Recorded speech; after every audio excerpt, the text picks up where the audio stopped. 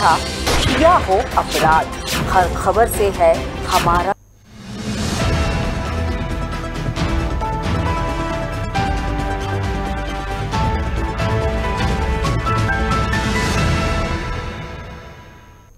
नमस्कार, बहुत स्वागत है आपका खबर भारत में। मैं हूं आपके साथ संगीता श्रीवास्तव। आज हमारी चर्चा का विषय है बाल अपराध, दोषी कौन। तो आज हमारी चर्चा का विषय है अपराध, बच्चों से जुड़ा हुआ। अपराध से जुड़ी कई घटनाएं हम हर रोज सुनते हैं, पढ़ते हैं, उनकी जानकारी लेते हैं और फिर परेशान भी बहुत होते हैं। चिंता तब और ज्यादा बढ़ जाती है जब देश का बचपन खतरे में देखते हैं, क्योंकि बाल अपराध के जो आंकड़े हमारे सामने आए हैं, निश्चित रूप से ये देश के भविष्य के लिए बेहद खतरनाक है। कई मामले तो ऐसे हैं जिसमें कई पेशेवर अपराधी जो है बच्चों का इस्तेमाल करते हैं और मासूमों को अपराध की दुनिया में ढकेल देते हैं। कैसे ये बच्चे अपराधियों की गिरफ्त में पहुंचते हैं, क्या कहता है कानून और कैसे हो सकती है इस पर रोकथाम, इसी पर हमारी चर्चा है। चर्चा में हम हमारे साथ मेहमान जुड़ेंगे, लेकिन उससे पहले हम देख लेते हैं एक छोटी सी रिपोर्ट। अपराध की अंधेरी दुनिया में मासूमों का सिसकता बचपन, गरीबी और लालच की मार ने कराया बच्चों से क्राइम। लग्जरी लाइफ ने भी बच्चों को बनाया क्रिमिनल। आंकड़े बता रहे हैं पिछले कुछ सालों में बच्चों के अपराध जगत में शामिल होने का जैसे ट्रेंड बन गया है। एनसीआरबी की रिपोर्ट ने देश के कई राज्यों में होने वाली आपराधिक घटनाओं की पोल खोल दी है। जो आंकड़े सामने आए हैं उसने शासन प्रशासन की नींदें उड़ा दी हैं। आंकड़ों के मुताबिक देश के 7 राज्यों में ऐसे अपराधों की संख्या बढ़ी है जिसमें बड़ी संख्या में बच्चे शामिल हैं। पिछले 1 साल में नाबालिगों द्वारा अंजाम दी गई आपराधिक घटनाओं में 842 हत्या, 981 हत्या का प्रयास, 725 अपहरण शामिल हैं। वहीं चोरी की 6081 घटनाएं, लूट की 955 और डकैती की 112 घटनाएं शामिल हैं जो बच्चों के द्वारा की गई। वर्ष 2020 से लेकर 2022 तक में हत्या, अपहरण, लूट, डकैती, चोरी जैसी आपराधिक वारदातों में 29,000 से ज्यादा नाबालिगों की संख्या बताई गई है। मध्य प्रदेश में भी आंकड़े कम चौंकाने वाले नहीं मिले, जहां आपराधिक वारदातों में 4,819 घटनाओं में बच्चों की गिनती थी। अभाव से ग्रस्त, कम पढ़ी लिखे होते हैं ये बच्चे। पैसों के लालच में आकर आपराधिक घटनाओं को अंजाम दे देते हैं। लेकिन इसका मतलब ये बिल्कुल नहीं है कि रईस और संभ्रांत घरों के बच्चे ऐसी वारदातों में शामिल नहीं हैं। बड़े घरों के बच्चे भी आपराधिक वारदातों में शामिल होते हैं। देश के कानून में नाबालिगों के लिए थोड़ी नरमी बरती गई और जुवेनाइल जस्टिस एक्ट के तहत मामूली या कम सजाएं होती हैं। इसका फायदा उठाकर पेशेवर अपराधी भी बड़ी संख्या में बच्चों का इस्तेमाल कर रहे हैं। तो फिर सवाल यही है, ये कैसे कानून बनाए गए हैं जो बाल अपराधों को रोकने में नाकाम साबित हो रहे हैं। डेस्क खबर भारत। तो देखा आपने कितना खतरनाक बच्चों के लिए, ये भविष्य बच्चों के लिए हम देख रहे हैं, क्योंकि जो भी समाज के विरोध किया जाएगा उसे अपराध की श्रेणी में गिना जाता है। और अगर इसमें बच्चे देश के भविष्य हैं जो अगर इसमें फंस रहे हैं, कितना खतरनाक हो सकता है बच्चों के लिए और उनके भविष्य के लिए। हमारे साथ चर्चा में जुड़ेंगे, उनसे मैं आपका परिचय करा देती हूँ। हमारे जो मेहमान हैं, प्रशांत दुबे बाल अधिकार कार्यकर्ता हैं और बच्चों के लिए काम करते हैं। और दूसरे हमारे मेहमान हैं डॉक्टर सत्यकांत त्रिवेदी, मनोचिकित्सक हैं। इनसे बच्चों के मन की बात जानेंगे। और एडवोकेट आनंद शर्मा हमारे साथ जुड़ेंगे जो बताएंगे कि कानून क्या कहता है, अपराध की श्रेणी में जिन बच्चों को लिया जाता है उनके लिए किस किस तरह के कानून बनाए गए हैं। तो सबसे पहले हम एडवोकेट आनंद शर्मा के पास ही चलेंगे, उनसे समझेंगे कि क्या कहता है कानून। आनंद जी, आपको हमारी आवाज आ रही है? चलिए, जब हमसे आनंद जी जुड़ेंगे तो हम उनसे चर्चा करेंगे। हम समझ लेते हैं इस बात को कि प्रशांत जी आपसे समझेंगे, क्योंकि आप बच्चों के लिए काम करते हैं, उनके अधिकार के लिए काम करते हैं। कौन कौन से ऐसी बातें हो जाती हैं, क्या परिस्थितियां बन जाती हैं कि बच्चे अपराध की तरफ झुक जाते हैं? देखिए, इस समय मध्य प्रदेश में जहाँ आप ये चर्चा कर रहे हैं और आप जैसा कह भी रही हैं और जो रिपोर्ट भी दिखा रहे हैं कि मध्य प्रदेश संयोग का है या दुर्योग का है, पूरे भारत में जितने भी बच्चों के खिलाफ होने वाले जो अपराध हैं उसमें संयोग से या दुर्योग से मध्य प्रदेश नंबर 1 की स्थिति में है। और जैसे हम देख रहे हैं कि बच्चे बहुत सॉफ्ट टारगेट हैं और बच्चों का इस्तेमाल करते हुए लोग अपराध की तरफ जाते हैं, यानी बच्चों द्वारा भी अपराध कराए जा रहे हैं और बच्चों पर भी अपराध हो रहे हैं जी। और यदि बच्चों के अपराध की श्रेणी हम देखें तो बहुत एक लंबी फहरिस्त हमारे सामने आती है, जिसमें बच्चों से भीख मंगवाना, बच्चों का मतलब बच्चों से काम कराना, अलग अलग जगहों जिसको हम बाल श्रम के रूप में देखते हैं, बच्चों की तस्करी के मामले हैं, इस पर हम और कभी बातचीत करेंगे। बच्चों की तस्करी के मसले हैं, बच्चों से काम कराना है, बच्चों की मार पिटाई है, बच्चों का स्कूलों में जो किया जाने वाला शोषण है जिसको हम कॉर्पोरल पनिशमेंट के रूप में जानते हैं, एक लंबी फहरिस्त है। लेकिन एक नया चलन पिछले 1 दशक में सामने आ रहा है जिसमें बच्चों द्वारा नशे का परिवहन कराना या बच्चों को नशे की तस्करी में शामिल करना या इस तरीके से बच्चों को तैयार करना कि वो नशे का सेवन करने लगे, जिससे कुछ लोगों का इससे और व्यवसाय और इस तरह की चीज़ें चल सके। तो ये बहुत अलग अलग तरीके की चीज़ें हमारे सामने आ रही हैं। और किशोर न्याय अधिनियम है जो बालकों की देखरेख और संरक्षण अधिनियम 2015, उसमें विस्तार से धारा 75 से लेकर आप 80-81 तक देखेंगे, इसमें विस्तार से बच्चों के खिलाफ होने वाले जिस तरीके के अपराध है उनको सुपरिभाषित किया गया है। तो एक लंबी फहरिस्त है, लेकिन चिंतनीय बात है कि मध्य प्रदेश इस तरीके की चीज़ों का हामी बन रहा है जिसमें बच्चे दांव पर लगे हैं। बिल्कुल, जो आंकड़े हमने देखे प्रशांत जी, उसमें प्रतिशत उन बच्चों का ज्यादा है जो बस्ती के बच्चे हैं, झुग्गी झोपड़ी के बच्चे हैं। लेकिन ये बात बिल्कुल नहीं कही जा सकती कि बड़े घरों के जो लग्जरियस लाइफ जी रहे हैं बच्चे, उनमें अपराध नहीं है, उनमें एक अलग तरह का अपराध है, वो एक कुंठा है। कई बार बच्चे सब कुछ सारी सुविधाएं होते हुए भी अपनी मन की बात नहीं कह पाते हैं। तो कहीं ना कहीं परिवार में जो माता पिता के बीच के झगड़े हैं या अकेलापन है बच्चों का, वो कहीं ना कहीं उन पर असर दिखाता है। निश्चित रूप से यदि हम समाजशास्त्री नजर से देखें तो बहुत सारे कारक इसमें सामने आ रहे हैं। जैसे आपने जिक्र किया कि निर्धनता या जो गरीबी से जो बच्चे जूझ रहे हैं, आजकल बाजार बहुत अलग तरीके से बच्चों को या लोगों को खींचने की कोशिश कर रहा है।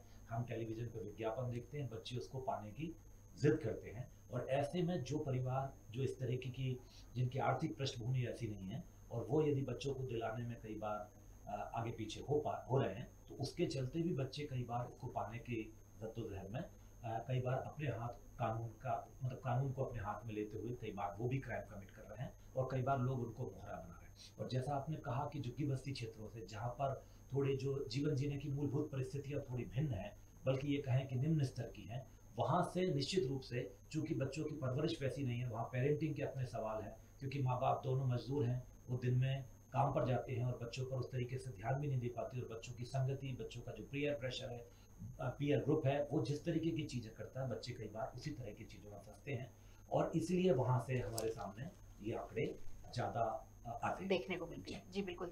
डॉक्टर साहब, आपसे चर्चा करेंगे ये जो बच्चों का आंकड़ा बढ़ के आ रहा है, आपके पास भी बहुत सारे बच्चे और बहुत सारे पेरेंट्स ऐसे आते होंगे जो मन से परेशान हैं, तो ज्यादातर केस किस तरह के आते हैं? देखिए, बाल अपराधों की बात करें, बाल मन की बात करें, जो भी डिस्टर्बेंसेस आ रहे हैं उसमें हमारा जो मनोविज्ञान है वो इसे बायोसाइको सोशल मॉडल के रूप में देखता है। बायोसाइको सोशल मॉडल का मतलब ये है कि उसमें जो उसके जीन्स हैं, अनुवांशिकी है, व्यवहार करने का तरीका जो कैरी हुआ, प्लस जो उस बच्चे का टेम्परामेंट या साइकोलॉजी विकसित हुई, उसने समाज को कैसे देखा, और तीसरा सोशल फैक्टर की उसकी पेरेंटिंग कैसे हुई, उसने अपने पीयर्स को कैसे रिएक्ट करते हुए देखा, तनाव की स्थितियों को डील करते हुए उसने क्या सीखा अपने टीवी से, सिनेमा से, अपने दोस्तों से, अपने घर में। तो ये कहीं ना कहीं एक मनुष्य का निर्माण कर रहा होता है। तो ये सबसे इंपॉर्टेंट फैक्टर होता है कि हम चीज़ों को कैसे हैंडल करेंगे। बाजार की बात करी प्रशांत भाई ने, तो ये बहुत इंपॉर्टेंट फैक्टर इस समय अपराध के पीछे है कि जो बाजार है वो आपको हमेशा कमतर आंकने पर खुद को महसूस करता है, आपकी सेल्फ इमेज को डिस्टॉर्ट करता है, आप में अस्वस्थ प्रतिस्पर्धा या कंपैरिजन डालता है कि उसके पास आईफोन है, मेरे पास बहुत ही सिंपल मॉडल है, तो मेरे पास वो कैसे आ जाए। फटाफट पाने के लिए फिर उसके हिसाब से बाजार नए नए अपराध रच देता है। आप देखिए कि इस समय जो ऑनलाइन गेमिंग है वो ऑलमोस्ट जुए का एक एक्सेप्टेबल फॉर्म हो रहा है। कोई 3 पत्ती खेल रहा है, कोई बच्चा टीम बना रहा है, तो कोई क्रिप्टो करेंसी देख रहा है, खेल रहा है। 2021 में माननीय प्रधानमंत्री जी ने भी क्रिप्टो करेंसी पर बहुत चिंता बताई थी कि युवा हमारे दिग्भ्रमित हो रहे हैं। तो बहुत सारे बच्चे इस समय आ रहे हैं जो ऐप्स के जाल में फंस करके, जैसा आपने बताया कि आर्थिक स्तर के आधार पर अपराधों की का टाइप डिफर कर रहा है, तो जो समृद्ध या मध्यम वर्गीय परिवार के बच्चे हैं वो भी कहीं ना कहीं रातों रात पैसा कमाना चाहते हैं, वो ऑनलाइन गेम्स में फंस रहे हैं। बहुत सारे लोग अपना बहुत सारा पैसा वेस्ट कर चुके हैं। 10 साल 12 साल के बच्चे ओटीपी लेकर के अपने पेरेंट्स से पैसे बैंक के निकाल लेते हैं, उन्हें 6 महीने 8 महीने के बाद पता चल रहा है। प्लस जैसा आपने बताया कि नशे को लेकर के वो नशे के कैरियर बन रहे हैं, खुद भी वो यूज कर रहे हैं और साथ में वो बेचने के भी एक एजेंट से बन रहे हैं, उससे भी वो पैसा कमा रहे हैं। तो कहीं ना कहीं मेरी कुंठा का जो लाभ है वो बाजार उठा रहा है।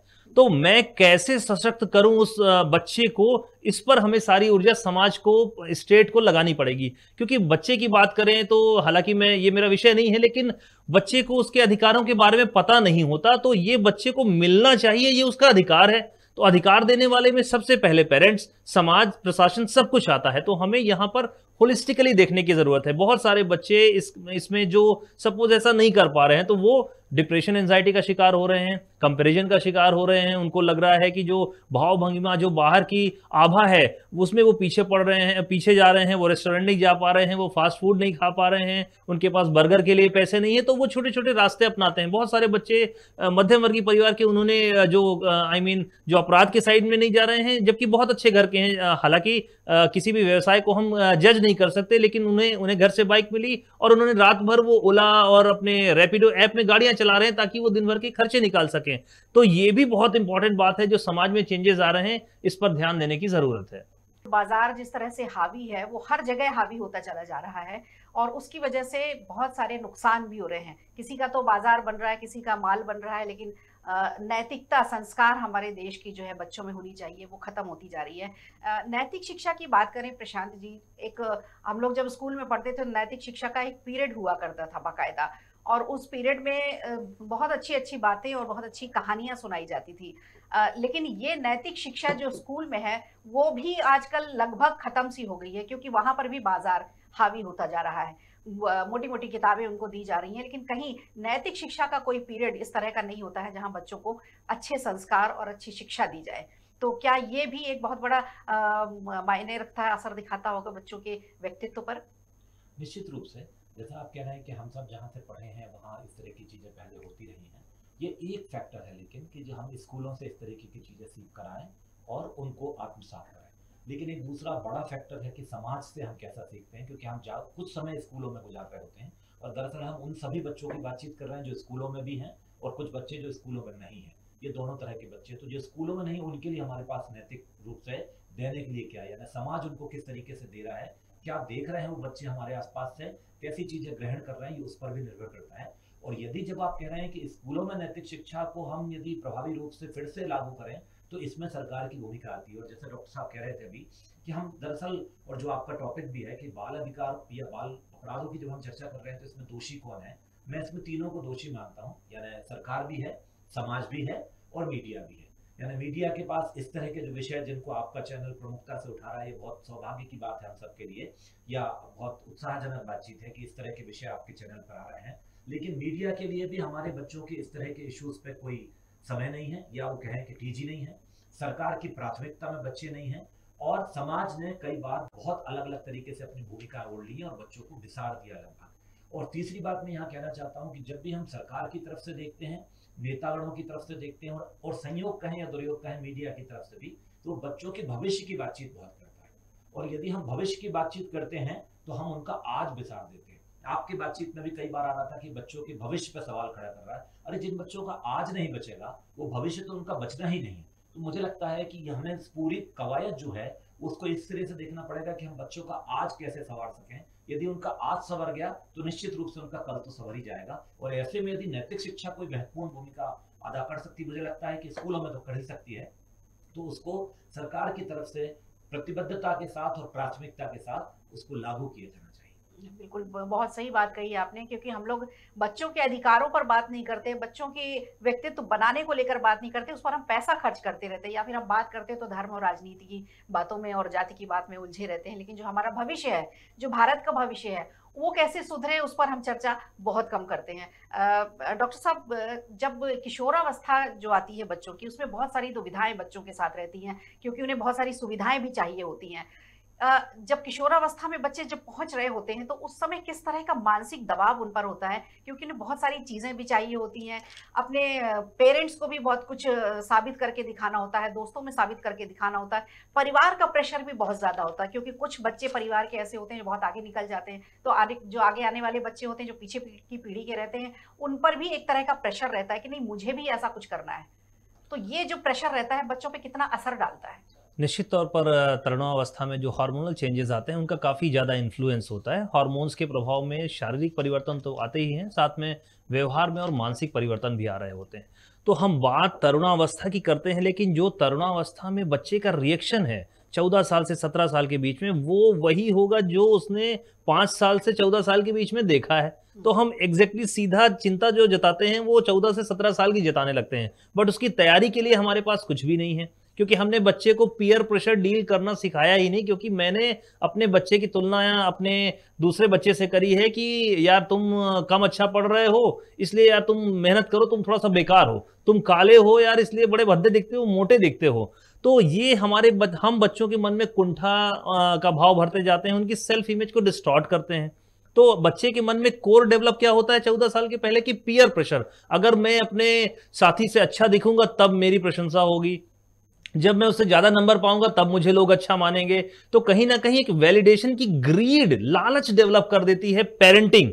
तो 14 से 17 साल के बीच में जब उसके हार्मोनल चेंजेस हो रहे होते हैं तो ऐसे में एक्सपेरिमेंटेशन, टेंडर माइंड होता है, एक्सपेरिमेंटेशन बढ़ा होता है, तो गलत रास्ते में जाने की जो संभावनाएं हैं वो काफी बढ़ जाती हैं। दूसरा, हार्मोनल चेंजेस के लिए हमारे पास कोई प्रॉपर सेक्स एजुकेशन नहीं है। तो हाँ, जो हमारा जो सबसे घटिया टीचर है सेक्स के बारे में वो है पॉर्न।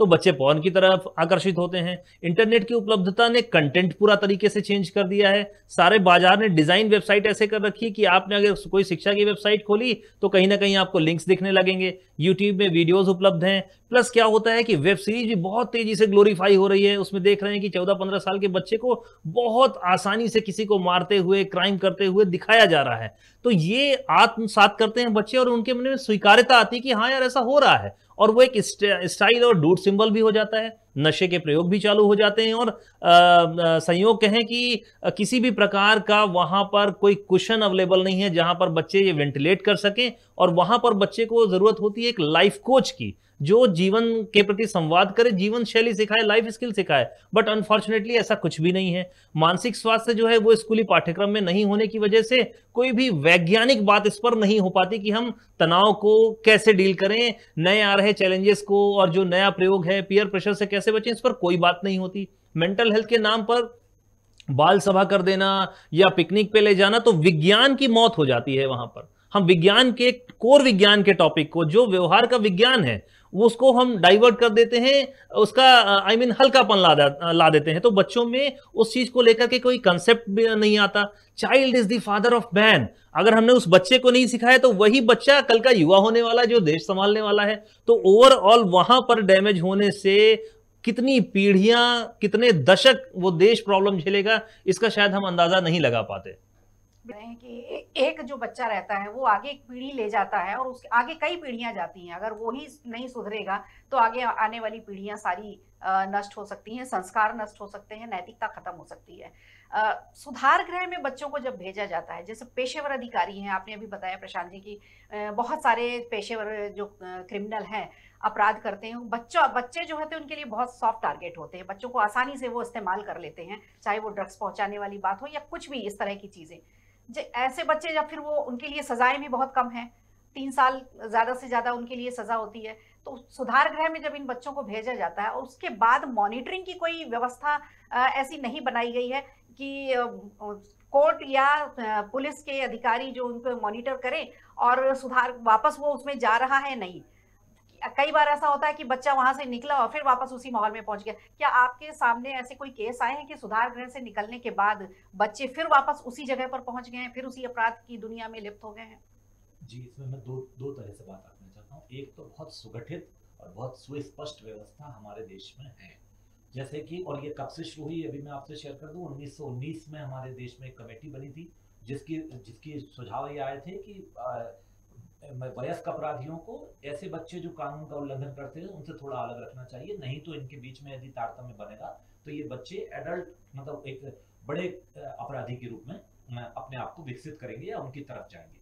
तो एक तब से ये सिफारिशें रही हैं, और अभी हमारे देश में जो कानून है किशोर न्याय अधिनियम, उसके अंतर्गत बहुत सुगठित व्यवस्था है। जैसे यदि हम देखें तो जब पुलिस की यदि हम बात करते हैं, जैसे आपने कहा कि कौन लोग इससे डील करेंगे, तो अभी मध्य प्रदेश के या देश के हर थाने में एक बाल कल्याण पुलिस अधिकारी हैं, जो स्पेसिफिक डेजिग्नेटेड एक पोस्ट है, जो केवल और केवल बच्चों से जुड़े मामले देखने के लिए ही उनकी तैयारी की गई। और ये जब बच्चों के साथ ऐसे बच्चे जिन्होंने अपराध कारित कर दिया है, अपराध की दुनिया में चले गए, कदम रख दिया है, उनके साथ भी वो सादी वर्दी में डील करते हैं। क्योंकि जो डॉक्टर साहब कह रहे हैं कि मनोविज्ञान बहुत काम करता है, बच्चा अपने आप में अभी शुरुआत में ये ना मान बैठे, मान लीजिए किसी बच्चे ने कोई चोरी का अपराध किया है, तो वो ये ना मान बैठे कि मैं कोई हार्डकोर क्रिमिनल हूँ, मेरे साथ पुलिस इस तरीके से डील कर रही है। तो वहीं से इसलिए सादी वर्दी का इसमें कॉन्सेप्ट रखा है, ताकि बच्चा अपने आप को अपराधी की तरह ना देखे, बल्कि उसके साथ सुधार की कितनी संभावनाएं हो सकती, एक पहला कदम यह है। फिर इसके बाद यदि बच्चा किसी सुधार गृह में जाता है तो उसके साथ काउंसलिंग के पूरे सेशन, और जैसा आपने कहा कि क्या उसकी कोई मॉनिटरिंग की व्यवस्था नहीं है, इसमें मॉनिटरिंग की पूरी व्यवस्था है। हर 6-6 महीने में, हर 3-3 महीने में बच्चा किस तरफ जा रहा है, किस गति से जा रहा है, क्या वो सुधार की दिशा में अग्रसर हो रहा है या नहीं हो रहा है, या वहां पर भी रहकर बच्चे का भी माइंडसेट वैसे ही हो रहा है, या वो हार्डकोर अपराधी बनने की दिशा में आगे बढ़ रहा है। इस सब की समीक्षा बराबर होती है। लेकिन फिर भी कई बार जैसे हमने कहा कि अभी तो बच्चे ने आज अपराध किया, डॉक्टर साहब ने भी कहा आज अपराध किया, हम उसको आज के हिसाब से देख रहे हैं, लेकिन पिछले 1 दशक जो उसके साथ बीते हैं उसमें उसने हो सकता है घर के अंदर वायलेंस देखा हो सकता है उसने अपने मोहल्ले में इस तरह की चीजें देखी हैं, हो सकता है उसने अपने किसी और साथी या उसके साथ इस तरह की चीजों से वो 2-4 हुए हैं। वो सारी चीजें असर करती हैं उसके लिए। शायद हो सकता है कि कुछ बच्चे जो सुधार गृह से निकलने के बाद भी उसी दिशा में आगे बढ़ते हैं जो सुधार की तरफ नहीं है। तो ऐसे प्रकरण बहुत सारे आते भी हैं। लेकिन जो डॉक्टर साहब कह रहे थे, मैं उनकी बात में एक चीज और जोड़ना चाहता हूँ कि हम ये और चीजें इसलिए भी बढ़ रही हैं कि हम बच्चों को जीतना तो सिखा रहे हैं, लेकिन हार यदि होती है तो उसकी तैयारी हमारी है ही नहीं। जैसे मैं उसका उदाहरण अभी देख रहा था कि 1 महीने पहले या 15 दिन पहले रिजल्ट्स आए हैं, हम सब ने बच्चों को इस तरीके से तैयार किया है कि तुम्हारा रिजल्ट तो अव्वल ही आना चाहिए, यदि तुम अव्वल नहीं आए तो शायद तुम इस देश में किसी काम के नहीं हो। जबकि वो बच्चा हो सकता है कि शायद संगीत में बहुत बेहतर हो सकता है वो बच्चा खेल में बहुत बेहतर हो, लेकिन यदि उसके 90% नहीं आए या 99% नहीं आए तो शायद वो बच्चा किसी काम करे, और उसका दबाव भी बच्चे झेल रहे हैं और फिर बच्चे अपनी अपनी दिशा चुन रहे हैं। तो मुझे लग रहा है कि ये जीत के साथ साथ हम सबको हार की तैयारी भी करानी पड़ेगी, क्योंकि यदि वो बच्चा हारता है तो नशे की तरफ बहुत आसान शिकार है वो नशे का, और नशा उसको अपनी तरफ बुला रहा है कि आ जाओ मैं खड़ा हूँ यहाँ पर, और ये बच्चा हमारा बच्चा वहां ना जाए। और यदि वो नशे की तरफ नहीं जाएगा तो शायद हम अपराध की दिशा में या अपराध की तरफ वो जो पहला कदम बढ़ा रहा है हम उसको यहीं रोक पाएंगे। तो मुझे लग रहा है ये सारी चीजें हम एक साथ करके देखें तो इस दिशा में हम थोड़ा और आगे बढ़ सकते हैं। ये प्रशांत जी की इसको मैं एक लाइन और ऐड करना चाहूँगा कि सपोज आप संगीत के फील्ड में भी अच्छा नहीं करते, खेल के फील्ड में भी अच्छा नहीं करते, फिर भी आपका अस्तित्व सबसे इंपॉर्टेंट है, एग्जिस्टेंस सबसे इंपॉर्टेंट है। इस बात को हमें जरूर समझना चाहिए। जी बिल्कुल, बहुत जरूरी है, क्योंकि ईश्वर की दी हुई जिंदगी है, हम इस तरह से खत्म नहीं कर सकते। और बच्चों को ये बात जरूर समझानी है कि आप अगर दुनिया में आए हैं तो कुछ ना कुछ कारण से आए हैं, और उस कारण को ही आपको तलाशना है और अपना व्यक्तित्व का निर्माण आपको खुद करना है। किसी भी बच्चे से किसी का कोई कंपैरिजन नहीं है, क्योंकि हर कोई अलग अलग है। डॉक्टर साहब, बच्चों के मन की बात आप अच्छी तरह से समझते हैं। जब बच्चे अपने बहुत मानसिक रूप से परेशान होते हैं, कोई उनके साथ ऐसी दुर्घटना हो जाती है, कह नहीं पाते। पहली बात तो ये अपने भाई बहन से कहना चाहिए उनको, या अपने साथी से। कई बार वहां पर भी नहीं कह पाते। साथी से अगर कहते हैं, दोस्त से कहते हैं, तो वो उसका दोस्त भी उसी तरह का होता है, लगभग वैसे ही होते हैं, वो भी किसी से नहीं कहते। कई केस हमको ऐसे देखने सुनने में मिले कि किसी बच्चे के साथ कोई हादसा हो गया, उसने अपने दोस्त से कहा, उसको बताया, लेकिन वो भी किसी से नहीं बताया उसने। तो पेरेंट्स को भी नहीं बताते बच्चे, दोस्त को भी नहीं बता रहे हैं। और जब पुलिस की बात आती है कि ये सोचे जाए कि पुलिस तक वो खबर पहुंचे, पुलिस तक उस हादसे के शिकार पीड़ित जो बच्चा है वो अपनी बात रखे जा करके, तो एक जो डर है पुलिस के लिए बच्चों के मन में, बच्चे तो बहुत डरते हैं पुलिस से, उन्हें मालूम ही नहीं कि पुलिस उनकी दोस्त भी हो सकती है। तो ये जो बातें आती हैं, डर वाली बात है, इस डर को कैसे निकाले बच्चे की अपनी पूरी बात सामने वाले से कह पाए? अगेन, जैसे आपने बात कहा कि बच्चे वहां पर कह नहीं पाते, उल्टा कहना सिखाया ही नहीं, हमने सप्रेस करना सिखाया। हमने इमोशंस को पॉजिटिव और निगेटिव में डिफरेंशिएट कर दिया कि अगर आपके मन में कोई दुर्भावना आ रही है तो वो एक निगेटिव इमोशंस है, अगर आपको रोना आ रहा है तो वो नकारात्मक है, और अगर इनको आप एक्सप्रेस करोगे तो आप कमजोर हो।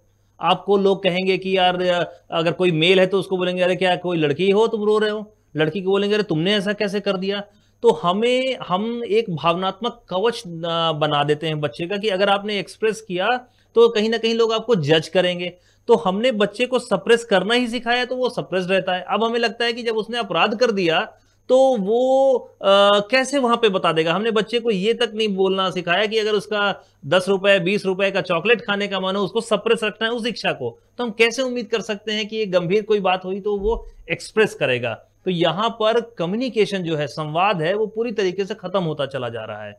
संवाद नहीं होने की वजह से हम उसको एक माहौल नहीं दे रहे हैं कि सपोज उससे कुछ गलती हो गई, कुछ ऐसा कुछ काम हो गया जो कि समाज के नियमों के अगेंस्ट है, हो सकता है उससे कानून टूट गया हो, लेकिन इतनी आजादी बच्चे को होनी चाहिए कि वो अपनी बात को एक्सप्रेस कर सके। अदरवाइज सुधार गृह एक बिल्डिंग साबित होगा। अगर हमने बच्चे में संवाद शैली नहीं विकसित करी तो उसका कोई भी मतलब नहीं निकलने वाला। इसलिए ज्यादातर बच्चे अपराध की तरफ जाते हैं, ज्यादातर बच्चे नशे का सहारा लेते हैं, ज्यादातर बच्चे कई बार पीयर प्रेशर में कुछ नुकसान भी खुद को पहुंचाते हैं, कुछ ऐसी एक्टिविटीज करते हैं जो कहीं ना कहीं अनएथिकल भी होती हैं और शरीर के लिए भी अच्छी नहीं होती हैं, कई बार आत्मघाती कदम भी उठाते हैं। तो संवाद का जो गैप बनता जा रहा है वो बहुत इंपॉर्टेंट है। और मैं फिर से अपनी बात रिपीट करूंगा, child is the father of man. अगर हमने बच्चे पर काम नहीं किया तो आगे आने वाली जो पीढ़ियां हैं वो पूरी तरीके से कहीं ना कहीं मानसिक रूप से अस्वस्थ होंगी। न केवल आत्महत्या, डिप्रेशन, संवाद, बल्कि जो